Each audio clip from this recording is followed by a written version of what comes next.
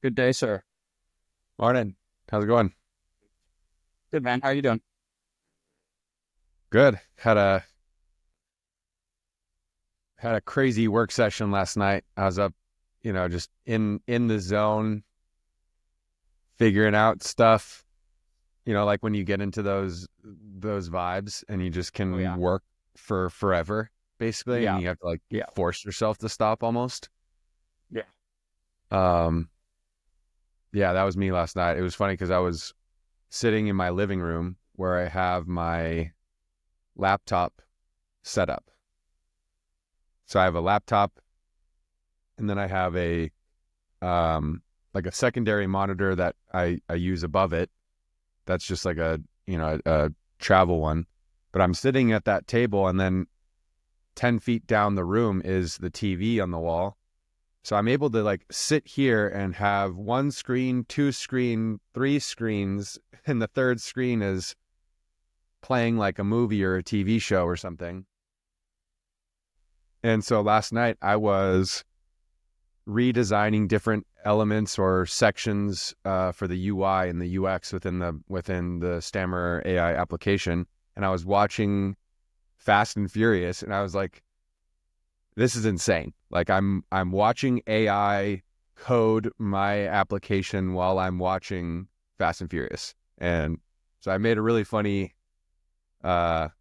made a funny video with the help from a buddy who runs one of these meme accounts and just posted it, and I'll cut it in right here. Nice. But yeah, I got a lot done last night.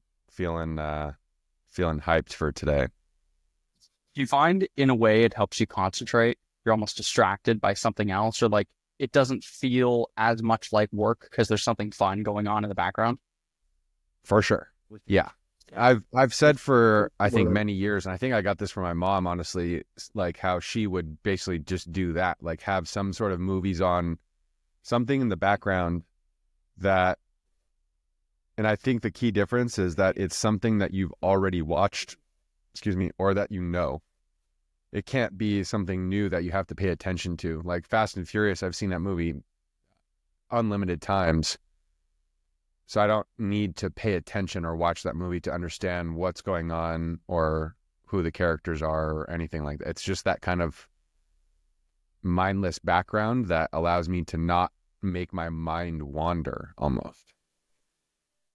Yeah, that's interesting. I actually used to do that in college with golf, especially when there's a big tournament on, like the Masters tournament. You can Yep. put it on and you almost don't have to pay attention until you hear the volume go up and you're like, Wow. oh, Yeah. who's going to make the putt? Same thing with Yeah. soccer, hockey, football, like basically any sport. You can leave it on and only look when, there's a goal or touchdown, whatever it is. Yeah. Yeah. That's definitely the more manly version, I guess. I don't watch sports like that, like literally ever. So for me it's always been movies, or recently it's been since COVID, I was watching Twitch. So like I'll have Twitch DJs and like live music sets on in the background during the day because I don't can't be watching movies all day long. But like having something that's still visual on in the background, I think is useful. And I'm sure the Twitter scientists would be like, "Oh, you're messing up your brainwaves or whatever." But like, whatever. Well, you're getting more shit done than most people anyway, so who cares? I the amount of stuff that I got done yesterday was like a week of work probably for So what'd you work on? What's the synopsis? so a lot of the things that people are asking about for our customers are UI updates, or making like they say it. Some people have been straight up and be like, it looks shitty. Others have been like, it looks like an engineer designed it. And my response to that has always been, that's been very intentional from the beginning, because we need to focus on the functionality of the platform, not necessarily how it looks. Well, we've gotten to a point where the functionality is pretty rock solid, and now we need to update the UI to make it look prettier, make it feel and um, react in a different way. And there's also been more features that we've added over time that has like semi-fragmented certain elements. So for example, to embed a chatbot on your website, right now there is a section called embed your chatbot, but it might make more sense to put the embed chatbot section inside the integrations tab where all the other integrations are.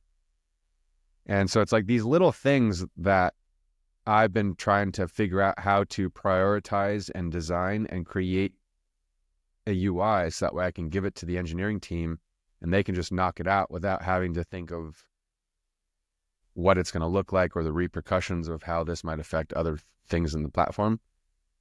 So last night I completely redesigned our marketplace, which is going to allow agencies to create AI agents and put them into a marketplace that they can then sell to their customers. Wow. And as an agency, you can make them free or you can make them paid. And you can control if you want people to be able to edit the prompt or just be able to use it. So there's like all these different things from a functionality point of view that I have to think about and then design a UI and UX that makes sense. So designed the agency view for the marketplace last night, how you create and add and update an AI agent to the marketplace. I also designed the sub-accounts view, so like the customer view, how the customer sees that and how they clone and purchase and download AI agents. I did all 3 levels of analytics, the individual AI agent analytics, the sub-account analytics, which shows the analytics across all your AI agents in that sub-account, and then the agency analytics, which shows all action across all sub-accounts and all AI agents in all sub-accounts, and a few other like minor things. But like I was just on a freaking roll, and I sat down at probably like 2-3 p.m. and I look up and it's like 9:30. I'm like, oh, what a day. That's awesome, man. Let's see, this is I think there's a misconception about building, especially when you're getting these comments about, the front end design looks like shit. You're like, well, yeah, because we focused on the back end, because we're one of the only platforms that are properly built from the ground up that's not using third-party integrations for everything. So the Exactly. design part is probably, you did it in the right order. The back end functionality needs to be perfect before you fix the front end design. And you're also building this for businesses, right? It's not like this is a mobile app where people are going to look at the design and go, oh, no, I don't like that. This is a B2B product. And now just stitching together the front end is probably going to be easier because the back end functionality is so solid. Mm-hmm. Yeah. And the fact that we have more and higher successful agencies using the platform, and now their customers are giving feedback about how it looks shitty. So it's like before nobody was succeeding on the platform, when we first launched, because we had just launched. But now that there are, and people are giving that feedback because that's what their end customers are using, it's now trickling up the stream back to us through the agencies. And to me, that's a good sign because it tells me that there's more end user usage than ever before. Like, it's like it's a really good sign, I think. Yeah, getting end user feedback is the ultimate goal because that it's trickling through to people that are actually using the platform, and then it's going to come back to you. But it's just, for you, it's just a system of priority, right? Like there's only so many dev hours, there's only so many things that you can work on during the day, and the functionality is going to be more important than the design. It would be a worse thing if the feedback that you got was, this isn't working, this core feature is not working. Right? That would be the worst situation. Yeah. The other thing is when we launched, Claude Artifacts and that whole system was not out or available. So for everybody that's listening, Claude Artifacts allows me to basically take a screenshot of my existing application, and then I tell Claude AI a prompt, redesign this so it looks better, basically. And then it will write the code to create that interface, but then it will also be able to render that code in the browser right next to your prompt. So as a user, and I can show an example here of one of the ones I was working on last night. as a user, you can make very quick changes or updates based off of a simple text prompt. And it's sensational. And this wasn't available when you were designing it the first time. Exactly. We had to do all this stuff with, tools like Figma and Miro and things like that. So I believe this one started where I was just like, here's a screenshot of some element. And I was like, rebuild this with some small changes. And over the next 30 minutes of prompting, it then comes to me with, oh, maybe this is the wrong one.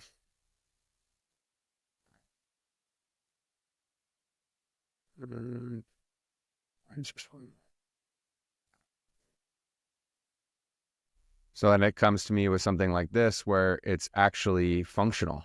Like I can click on the buttons, things are working, and then I could even publish it. And then I can share this URL and link with my dev team, which gives them a live working mock-up of the interface that I've designed. That's so cool. That's so cool. See, that on its own, I think a lot of communicating with devs is just giving step-by-step instructions on what you want, how you want the design and functionality to communicate with each other.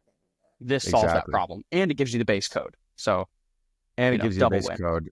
Yeah, and it's in my opinion easier for me. It's easier for me to write a prompt to make a change than it is to do the change in a graphical user interface. Right. That makes sense. So when I was doing all these things last night, I was just like, oh, let me make one for this. Let me make one for this. And so I just have all of these live mockups, which have all of this functionality that I can just be like, okay, dev team, here's exactly my thoughts. Here, this is what is in my head is now on paper. Mm-hmm. And whether or not they can take the exact code and copy it over doesn't necessarily matter. I mean, it would be great if they could do that, but since we're using slightly different libraries, they would have to rebuild or remake some of these elements. But that's okay because it still shows the full flow of basically everything.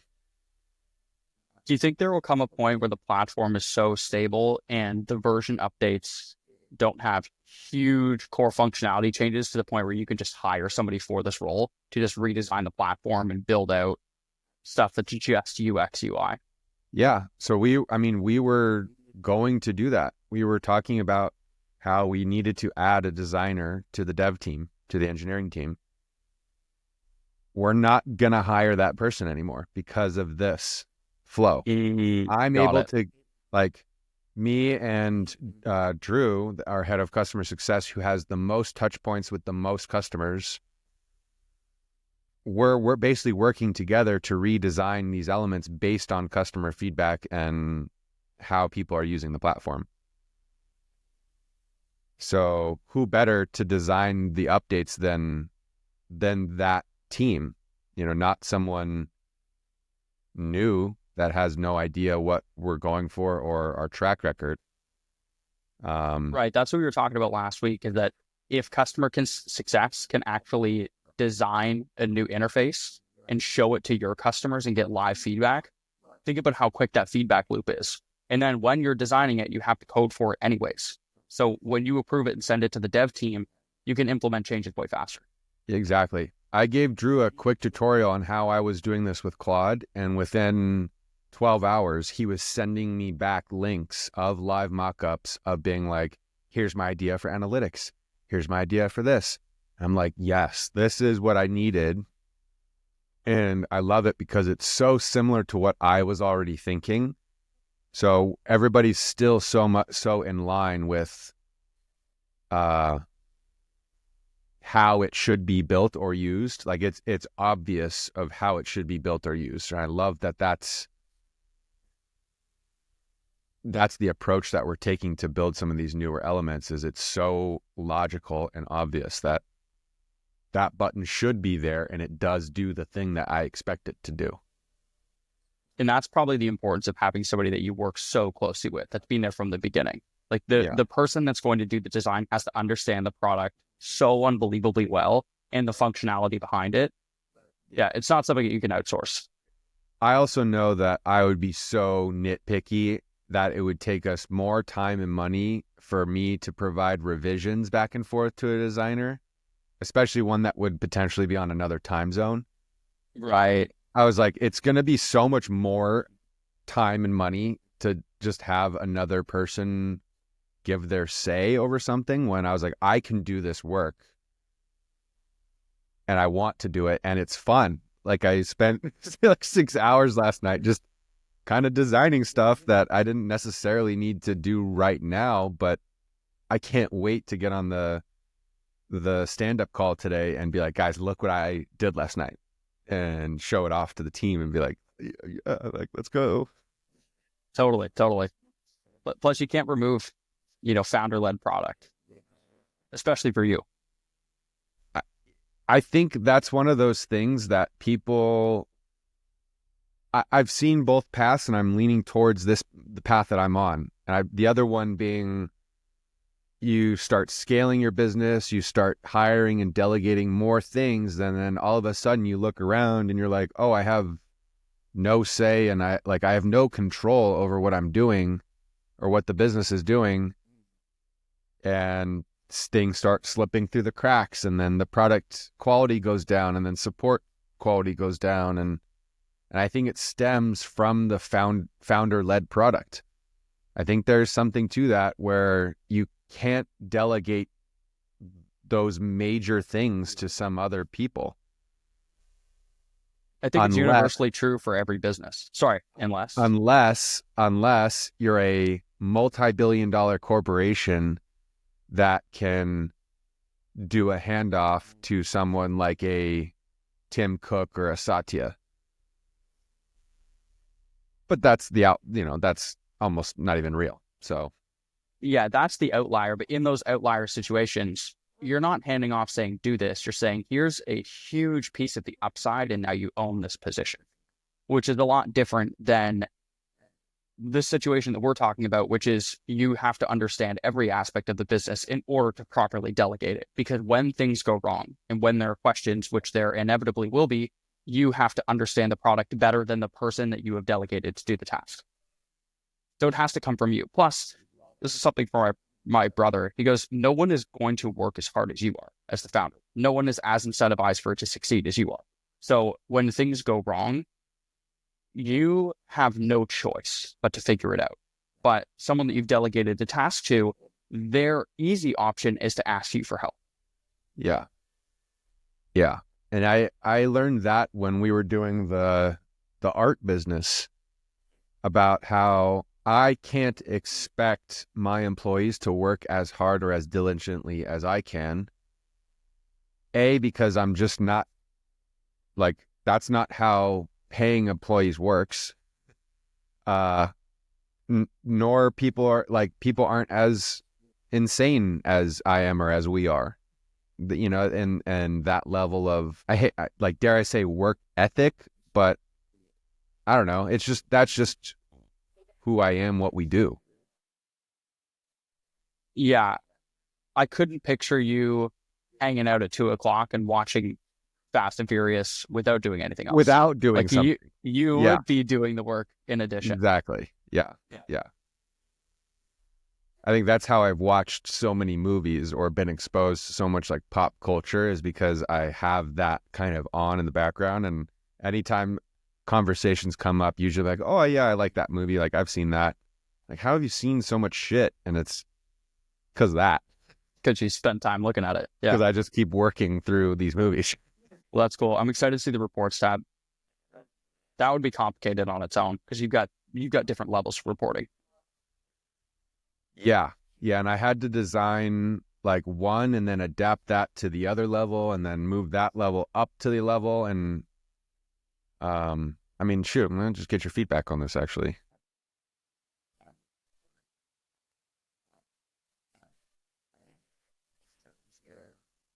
Okay. So what I'm thinking is inside every AI agent, we add a new tab called the Analytics tab.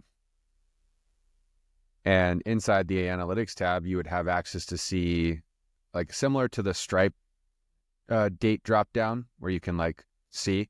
So you'd be able to adjust the time period. You'd see total conversations, total AI messages or responses, average of responses per conversation. If you have leads and scheduling enabled, it would then show these two boxes. Otherwise, these two boxes would not be shown.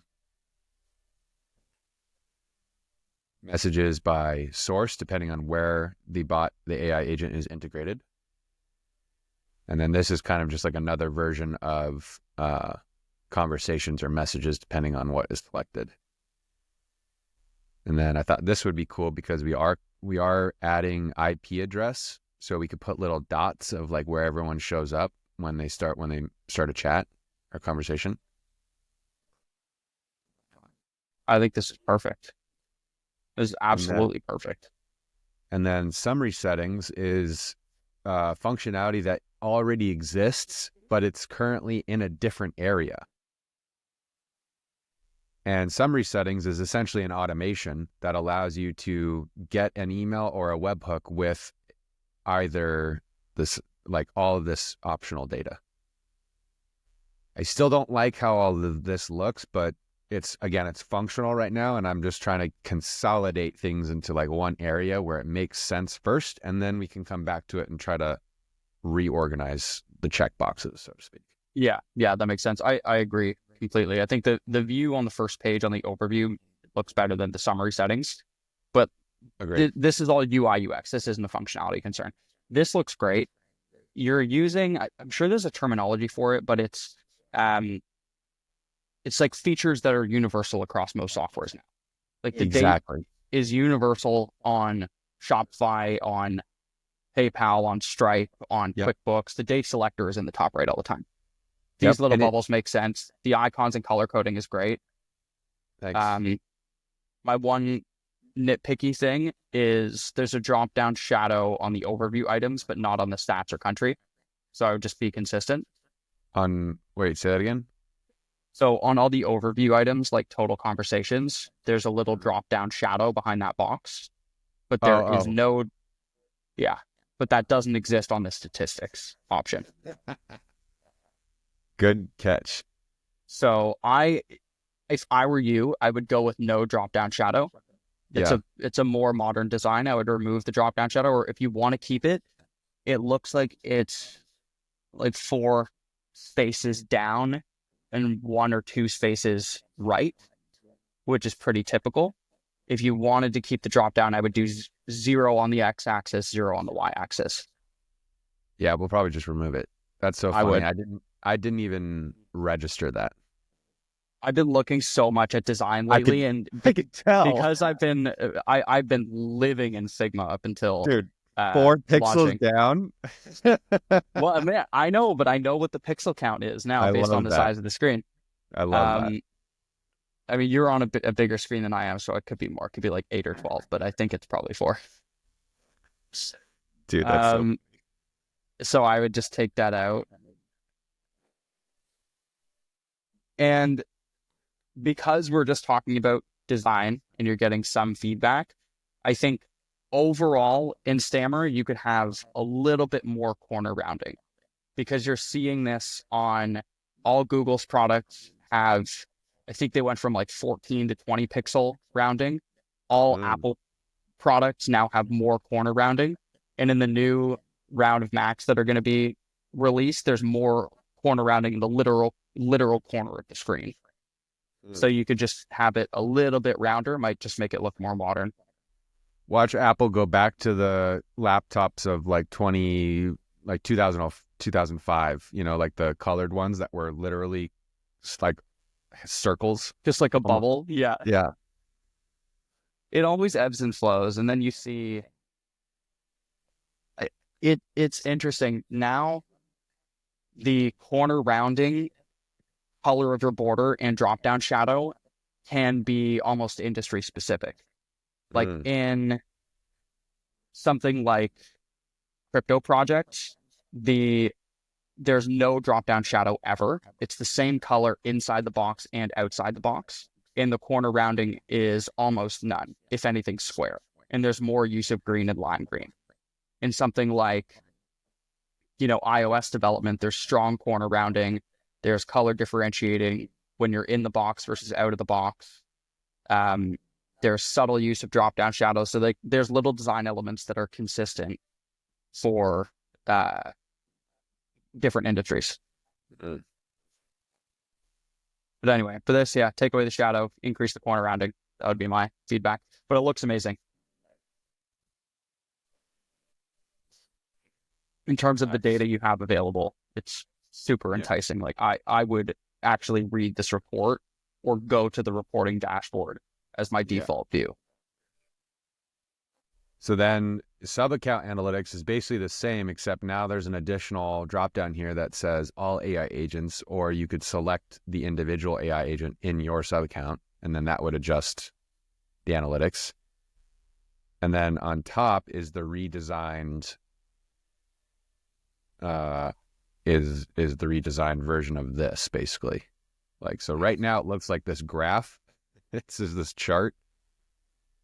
And I want to make it a visual element like this, where it's very simple to see how many characters you've used and how much you have available. Infinitely better. Infinitely better, yeah. And then finally, the agency view is basically the exact same, except now there's another drop down for all sub-accounts. And it would adjust the same way, same thing here, and then the existing functionality would be tossed to a secondary tab called sub-accounts.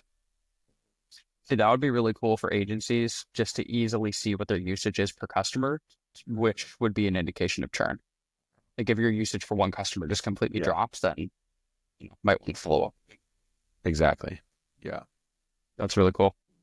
I mean, it looks great. It's way better than what it was. But what's cool is this is only front-end design.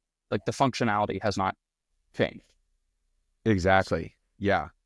And I made sure to clarify that in our last office hours on Tuesday, where I was like, we are hiring more engineers and we are going to focus on not only building new features and new functionality, but we're going to continue to service, upgrade, and enhance all of the existing stuff. So no one gets left behind. No functionality is going to get quote unquote left behind. Like the entire platform is being upgraded to V2 basically. And I'm trying to race towards V2 as quickly as possible, but we're at, I think our version number right now is 1.8.91. So I was like, we have to get there. We have to get there quickly.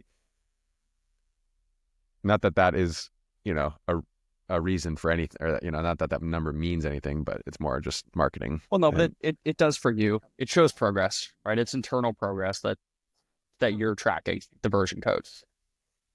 Yeah, and it's so cool to be able to see our track record, not only for our releases, which have been on our changelog, posted on our changelog for the last 2 years, but also things like the office hours videos being posted every week for the last 2 years on the YouTube channel. I think that level of consistency is what I strive in my personal as well. Yeah, and it's going to be fun to go back and look at the track record of what you've done. It'd be cool to look back. I don't know, you probably have this somewhere, but look at your version history relative to revenue and churn metrics and just see how these updates are going to affect those two numbers. That would be interesting. I was doing some analysis on this last night for churn. It's the most annoying part because the second largest group that cancels, the reasoning that they provide for their cancellation is they're unable to sell AI agents. And that's the reason they cancel. It's nothing to do with the functionality of the platform. It's just they can't do it. The one right before that, I believe, is it's either they found another platform or I forget. There's another reason. There's like 3 top reasons why people are doing, and I was like, 2 of these could be addressed by potentially offering a lower tiered, more geared toward the starter. So instead of having to pay $200 a month, maybe we do $50 a month and we give them white label functionality, but only one bot or only one AI agent to start. And because I also did some analytics I pulled some data last night, and the current starter plan is $50 a month, but it includes 5 AI agents, but no white label. And the idea there was to get people to understand how the AI side of things work, but we now know that people more come to us for the white labeling side of things. Right. So I was thinking we adjust that plan slightly, and then on average right now, people on that plan are using 2.2 bots. So if we provide one, that prompts them to upgrade to the second when they need it. But at that point, it's only at $10 more. And so we start playing the popcorn game, I think, where, the small is only $8, but if you pay $9, you get the medium and you get so much more. Same like Apple, it's like, if you pay $100 more, you get the better processor. And then if you pay $100 more on top of that, then you get the better storage. And then all of a sudden you're paying $5,000 for a laptop. I mean, there's nothing wrong with following that model. It works. It works. But what's cool is so you said the number one churn metric is people can't sell it, right? Yes. A little bit of that is going to be structural churn because there are shitty agency owners that can't sell anything. So they can't sell an AI agent. I don't know what they are selling or what they are succeeding at. So some of that's structural churn, but some of it is marketing material and help desk material. Yeah. So if you could almost work with a higher tier agency and figure out how they're selling so many of these AI agents and boil that down into something that a beginner could do and hand that to them. Yeah. Say, if you're just starting out, this is how the largest agencies are selling AI agents. Here's the playbook. Follow it step by step, right? And you could have a way to just figure out if they're going through the motions and if they're actually putting in the work. That would probably eliminate some of that churn. And then the second thing, move to another platform. It could be functionality or it could be UI UX. Because yes. Yeah. Exactly. Go ahead. Yeah. Yeah. So we are providing like a full Notion, a Notion board that gives them website templates, email copy, marketing materials, Canva templates that you can adjust. Basically everything that I've compiled that I think is helpful for an agency, I put it into this Notion guide and we send it off to people and we're like, here's everything that you need to know. That's part one. That's good, but it might be overwhelming. I know it is. I know it is. Yeah. But I do it because people then come back and be like, hey, do you have a template for our website that we can use? I'm like, yes, it's in the Notion right there that you already have access to. Click that. It's right there. So it's more of the, here it is, and, figure it out, which could be better. I will admit, it could be better. But the second part is the agencies that are succeeding at this high level, the reason why they are succeeding at this high level is because they have the existing clientele to sell to. And that's the common theme for these agencies that are in the hundreds, 500, 600, 700 accounts, is because they already have 100,000 people on their list, or they already have a couple thousand subscribers or customers for other things.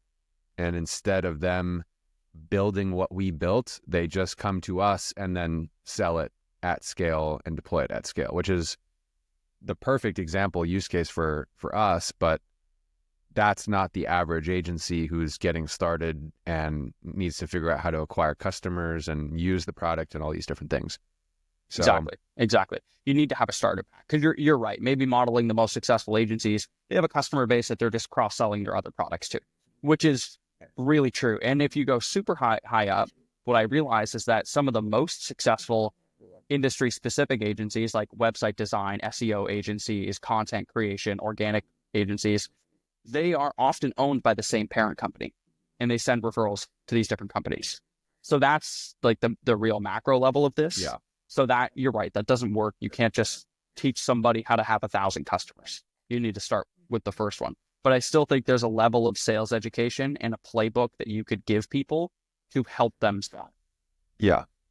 And a giant Notion document with 1 million things in it, they're probably just not going to do it. If they're not going to take the time to try to close one customer, they're not going to take the time to read the entire thing. Exactly. Yeah. So the other thing that I forgot about that we still do send was I've made a few different videos about AI agencies and how to create the offers and create the sales pitch. And we even created a white label sales deck in Canva that you can customize that has all the info in there already that you can use to sell to the customer. But I think it still is the activity of how do I get that in front of people, or how do I get people on this meeting? And my new video that I'm working on right now is based off of our ads campaign that is working very well right now, because it's just a on Facebook lead form campaign, which anybody can run like so easily. The difference is the follow-up process. And so I've been working on creating an AI agent that sends that follow-up text message and creates that conversation to not only answer questions that the user might have about what they just opted in for, but try to book them on a meeting. And then on that meeting, show that I used the product to get them on the meeting, which then they can be like, oh, I could do that too, because I could just replicate what you just did for my own niche and my own clientele. Sorry, I was muted. Yeah, that's probably the most effective way of selling, is in the process of selling someone, you tell them exactly how they got here, and then just say, and look, you're sold. Yeah, it worked on you. And we are selling you the thing that we're using to get X, Y result. Exactly. Yeah. So I want to launch that, make that a YouTube video, and then run that with our current ad campaign, and then do like a whole deep dive analysis on it and make a video about that. Like, here's what I did. Here's how it worked. Here's the build in public view of it. And then see kind of how that helps agencies do the same thing with the same type of campaign. Like, we're paying $2 a lead right now on Facebook with that's crazy low. 8.3% click-through rate. Oh, holy shit. Is this that ugly ad that's running? Yeah. Yeah. Same ad. Oh my gosh. Yeah. Crazy. That's crazy. I will say though that ugly ads work better when you have some organic social behind you and some SEO behind you. And you have social SEO and real SEO and your own organic and other people organically talking about it. Yeah. So, and I'd be interested to see what the comments are on that ad. I've been getting into selling in the comments. It's amazing how it helps your click-through rate. So what do you mean by like responding to comments? No, not necessarily. Yeah, I mean, somewhat responding to comments, but what I more so mean is what people are commenting on the ad. Other people will read those and just natively figure out if they want to click on it. It's kind of like people use comments almost as a review section, like an unfiltered review section. Yep.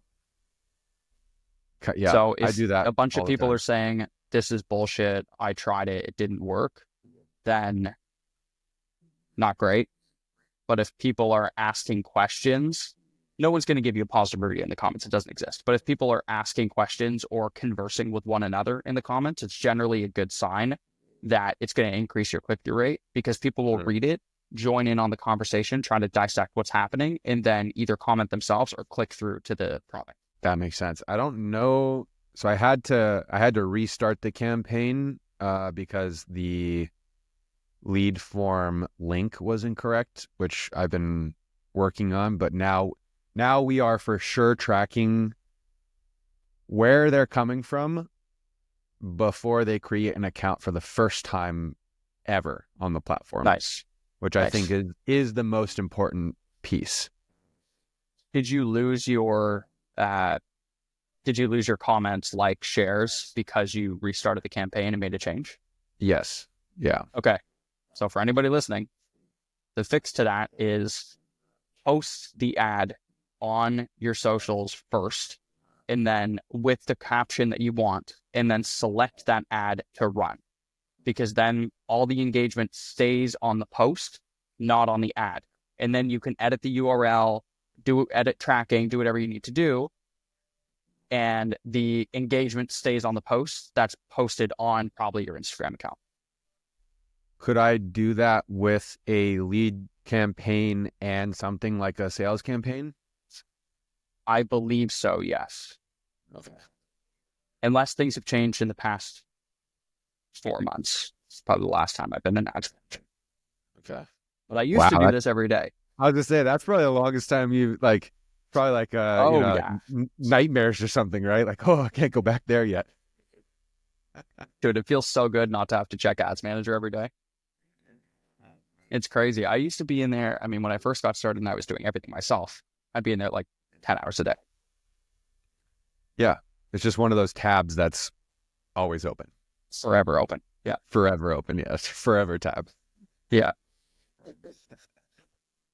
But yeah, anyway, you can post it on your socials before you run it in an ad. And then if you have to change the text, you pause the campaign, go into Instagram, edit the caption, publish, then go back in Ads Manager and reactivate the campaign. And if you have to change the URL or the UTM parameters, you can do that in the campaign, and it will have no reflection on the engagement that you got. And the reason this is so important is because the comments that you get on a post and the shares create quote unquote social proof on that post, which is going to improve your click-through rate and help you sell. Would you recommend to do that strategy in the testing process when you're testing creative? Yeah. Okay. Because then you're just going to post the same version of the same ad on your socials a bunch of times. It's going to look like shit. Yeah. Okay. So do it manually to start to figure out what's going to work. Then, and you could even, this could go in a circle. You could start organic, see a post that's going crazy organic, then use that to test to figure out if that's going to be a winning ad. Which is exactly what you should be doing anyways. Well, it's exactly. I actually gave that. In your case, this is such an ugly ad that it makes sense to do the testing in the ad campaign first before you choose the winner. Yeah. I was talking to a buddy who runs one of these big meme accounts. And he was like, yeah, we should talk about trying to get more memes on your page, or like put more money to invest in memes on your page. And I was like, honestly, our ad campaigns are giving us such a high return that it's almost like it's almost dumb to put money into something else when it's working so well. And then I was like, dash, like ... That's actually a ridiculous thing that I just said. But like, knowing everything that we know from how organic is the king, and you want to push and focus that on that as much as possible. But it's like the little money fairy over here being like, just Facebook, pay me more money.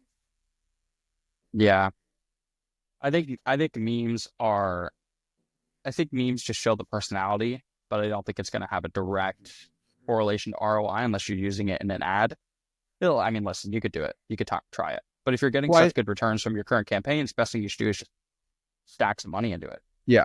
When maybe memes is not the right word, but like that creative, like the stuff that you're doing, where it's not necessarily educational, but it's not dancing, but it's like somewhere in between in terms of like a content rating. I don't know. Like, I just posted the one of me watching Fast and Furious, having AI code for me. see how it does. I have no, like that's literally the first meme I'll have ever posted on my account. So I don't know. I think the point of the meme is it elicits emotion, which is basically the point of any good ad or any good piece of content. It has to make the user feel something. So that's why aspirational content works so well. That's why memes work so well. Funny content, because humor is relatively universal. Yeah. That's the Especially takeaway. when, It needs to especially elicit when we emotion. talk about like specific audiences that have a collective humor. Like I know there is a large group of people that are like me that find these things funny, that are who are, 30-ish millennials that like there's a huge cohort of people that would understand that type of humor. 100%. 100%. I see the same thing in the parenting niche. We posted a video of our son like putting a little egg through this hole in his high chair, but how kids always find a way to throw food off the high chair. And it just got significantly more views than anything else. So there's like little things that for anybody else that doesn't have kids, it's not funny. But if you do, it's really funny. Mm-hmm. How are you looking at the metrics for that in terms of like a success post? Is it through shares or likes? Right or now, how, it's just views. We only care about views right now because the app is still in beta and we haven't posted any videos of the app in use. But soon it's going to be the ratio of downloads to views. That will be the most important metric. Okay, interesting. One of the ones that I've been closely tracking now is shares comparative to views. So like the last 15, 20-ish videos I posted are all kind of in the 5,000-ish view range, plus or minus, give or take. What's interesting is some of those posts, like, well, let's just compare like two posts that have 3,500 views each, roughly. One post could have like 50 likes and 35 shares, and this other one will have 250 likes and 375 shares. Same amount of views, but this one was sent to more groups and more things. And I don't know what to do with this information yet, but I think and I feel that the ones that are being shared more are more valuable. It's interesting you say that. I totally agree with you. Shares is kind of like a micro, I don't know the word for it, a micro example of referrals, because it's something that you have enjoyed that you want someone else to enjoy. And it's a referral in the sense that a referral will grow your business indefinitely. If every one customer refers two people, you have an infinitely growing business. Yeah. If one person who watches the video shares it to a group or shares it to multiple people, you have an infinitely scaling video. So we experienced the same thing. We have one video that got, we posted it now, I think it's been 40 or 50 days ago. In the past 2 days, it hasn't gotten any views because it's 50 days old. In the past 2 days, it got 300,000 views. And the view count is now almost at 3 million. But the share count, I would need to check it. But the amount of shares it's gotten, I think it's like 300,000 shares or something like that. Like it's something absolutely ridiculous. Yeah. I'm going to find the shares right now. It's been shared 85,000 times. Because it's just funny. It's just stupid. So it's this infinitely growing loop of you share it to someone and then whatever small percentage, I guess 3 million divided by 83,000 percentage of the audience is going to share it with somebody else. So it just like grows indefinitely. A piece of content like that will probably grow for the next year plus, I would say. I still get views and likes and comments and shares on my top videos from middle of 2023. Like the one this is a legal video. Yeah, for sure. Like that one, very much recently, people have been stitching or duetting my video where I'm like, Chat GPT just took over real estate. as an intro hook. And then they'll use that as an intro hook and then remake it, which then makes that video get more engagement because now people are stitching that video. Totally. That one was posted over 2 years ago. That was like when ChatGPT first came out. Dude, man, social media is fucking crazy. It's crazy how it does that. It makes me think that like all the short-term stuff that we might hear or take as like gospel is not necessarily true, especially when it comes to these outlier pieces of content. Anything can happen. It can happen. Anything can happen. I still think about the one brand that I'm working with. Their entire job, his entire acquisition strategy is to download the most popular videos from TikTok, reshare them on Instagram, tag the creator, that's insane, and link his dropship Shopify store in the bio. And he's doing $250,000 a month from that. Plus now there's brand deals. People want to pay him to get their stuff featured. Crazy. That's ridiculous. I wonder if people like that still think of, like, now that I see the profit margin and the pros and cons of software versus the pros and cons of something like drop shipping or e-commerce, I would never choosingly go back to e-commerce. Because you're succeeding. Yes, true. But big if you asterisk there. Think about the money pit of tens of thousands of dollars that you're spending on marketing and development and people going down the drain every month, hoping that you're going to turn the corner. Then a service-based 60, that's very true. 50% profit margin is going to look pretty damn appealing. See, I'm getting almost reverse shiny object syndrome for the agency stuff because you know the numbers we were doing. Yeah. At we were a 68% profit margin on the year before we got acquired. And that's some pretty good cash going just to one person. Yeah. That now I'm just sinking money into software pre-launch. So I hope the margin's going to be better. Should be.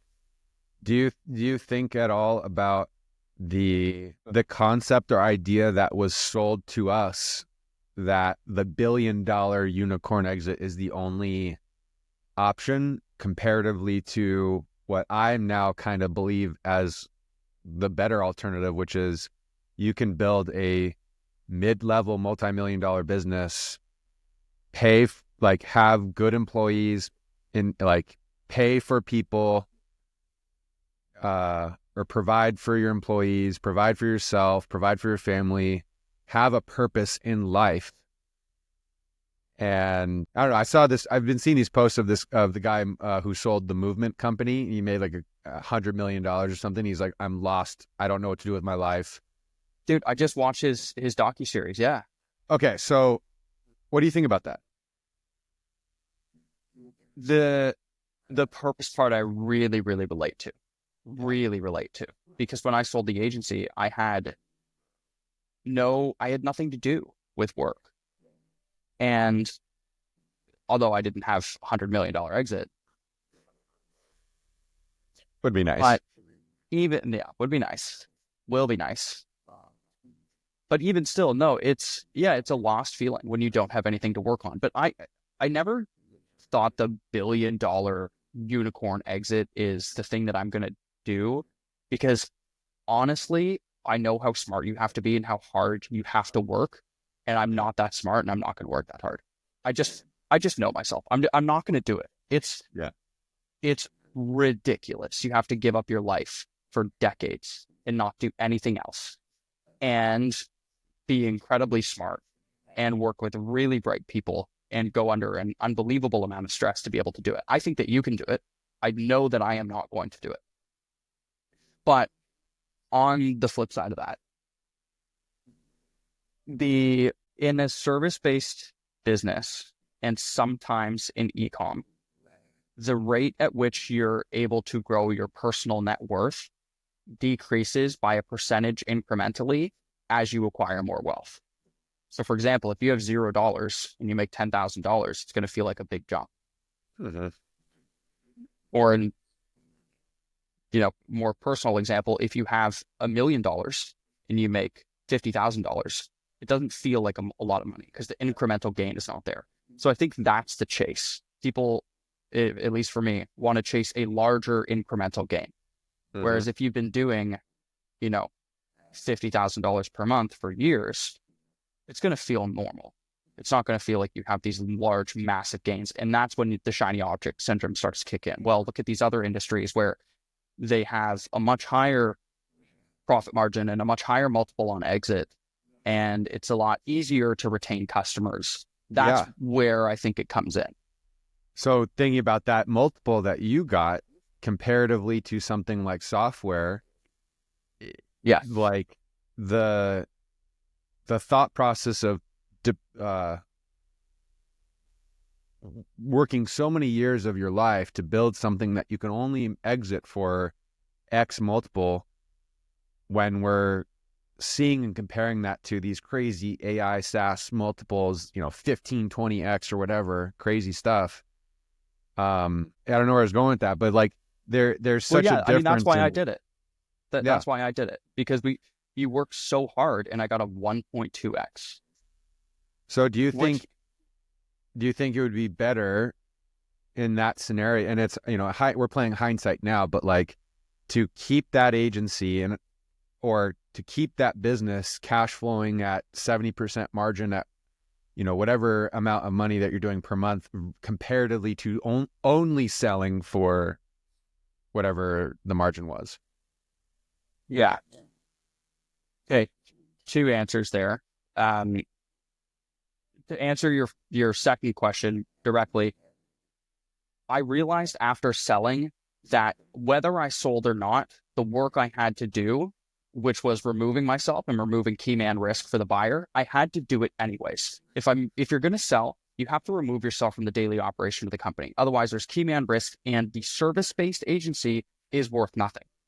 If you want to keep the company and let it cash flow, but not be tied to 8 hours of customer calls every day, plus all the other bullshit managing a team, you have to remove yourself anyway. So no matter what, you have to remove yourself. I'm speaking with a friend of mine who's in the same position. He has an agency that's about 3 times the size of me. It's just putting up pretty crazy numbers every month. And he goes, I keep thinking about selling. Like, you just went through the acquisition. That's amazing. I want to do it, but nothing beats the cash flow of an agency. And that was the advice I gave to him. I said, I wish I realized sooner that whether you sell or not, you have to remove yourself. So try to do that anyways. And also, the customers don't care about you as much as you think they do. Like, you think you're this super high level consultant, high level agency owner where the customer values your opinion over anybody else on your team more. It's not true. If you hire someone and you tell the customer, you give your stamp of approval on your right-hand man, and you tell them, hey, this is the guy that's taking over because I'm focused on this other thing that's going to help our business, which will help your business. So now you're going to chat with John. You're not going to chat with me, but I'm going to be here the entire time. I'm going to manage the transition. Your customer is going to be like, yeah, cool. I don't care. Whatever. Just give me the results. So yeah, you have to remove yourself, whether you sell the company or not. Sorry, I'm going on a bit of a rant here, but no, it's good. I forgot the other point I was going to make. Anyway, I'll end with that. Selling. Oh, the multiple. Yes. Yes. Multiple, yeah. This was the dream that I was sold, not the $1 billion unicorn. The dream of, you have to work really hard anyways. So would you rather work really hard on something that has a 1.2x exit like I did in the agency? Yeah, I was sold the dream that you're going to work really hard anyways. So why work on something that exits for 1.2x when you could work on something that exits for 5 to 10x? That's true. But the huge caveat is, if you're kind of dumb like me, you not only have to work hard, but you have to be really smart. If you're going to build software, you have to be smarter than someone who is building an agency. So if you know yourself and you have no technical knowledge and you're not that bright and you don't like reading and figuring out complex problems and doing basically engineering work, then you might not be smart enough to do it. And that's just a reality. So you have to work hard either way, but the more difficult the business is, the smarter you have to be, and the harder you have to work, the more mental power you have to put in to figure out complex problems. So just keep that in mind. If you're getting shiny object syndrome going into software, unless you're willing to really fucking figure it out and sink a bunch of money into it, you might want to think twice. Or use a white label platform like Stammer AI. Or use a white label platform like Stammer AI, which is probably the best option, because you can sell like a service and fulfill like a software, which was our company motto actually for the longest time. Sell expensive services, but fulfill in the easiest possible way possible. I think that's one of the captions that Facebook AI or whatever, like how they use AI to rewrite your ad captions now, or like give you suggestions. That was one of the ones that they put in there. Sell like a service, fulfill like a software. Yeah. That was literally our company model for like 4 years. And that was to remind the team, fulfillment should be, find a way to automate the fulfillment as much as you can without diluting quality. Because that's the way you scale an agency. And that's why you need Stammer. Exactly. There you go. Full circle. Awesome. Well, this is good. Sorry, I took over the end of it, but I think it's good lessons. Yeah, this is another solid episode. I believe this is episode 10. Woo! 10 in a row. I mean, dude, we're doing great. We just got to keep it up, and yeah, got to work on more of these clips. I was actually using Riverside more to create the clips directly from Riverside. So I want to see if I can give you access to like this account, and then you can start playing with them too. Access to the Riverside account? Yeah, because it shows all the, like, you can do the editing and the Descript style editing is all, they have that now all in Riverside, like as features. That's really cool. That's super cool. And it's decent. Like, I still need to play around with it more, but all the other Descript copycats have been kind of shitty. This one actually works, and it's all in the web, and I think it's because they use the lower quality recording, not the high quality recording for editing in the web browser. So it's not taking all this time to render high quality footage. It's so anyway, yeah, it's which is what works for mobile, right? Like, you don't need more than 1080 anyways for mobile. Well, downloading it will still come in it'll still download in 4K. But you're editing it in the browser in 720. So like the speed at which you're editing it is fast and snappy, which allows you to make the edits that then get applied to a 4K export. I gotcha. Okay. That's pretty cool. Pretty cool. That's pretty cool. Yeah. If you can't, give me access, because I realized all these office hours are on YouTube, and I started to go through them and run them through Descript, because I think you got a couple good clips in there. I agree. Like the one we had some today where I was like, oh, I saw some other podcast guy. He has like a button that he can click with his foot that will timestamp when he's like, oh, they're giving a good clip right now. And he clicks it and it timestamps it somewhere in the software for the editors to like know that, go clip that section. That's really cool. I like that. I was like, cool. Well, this has been a good one. Yeah, good chat. Looking forward to next week's. Right on. We'll see everybody next week.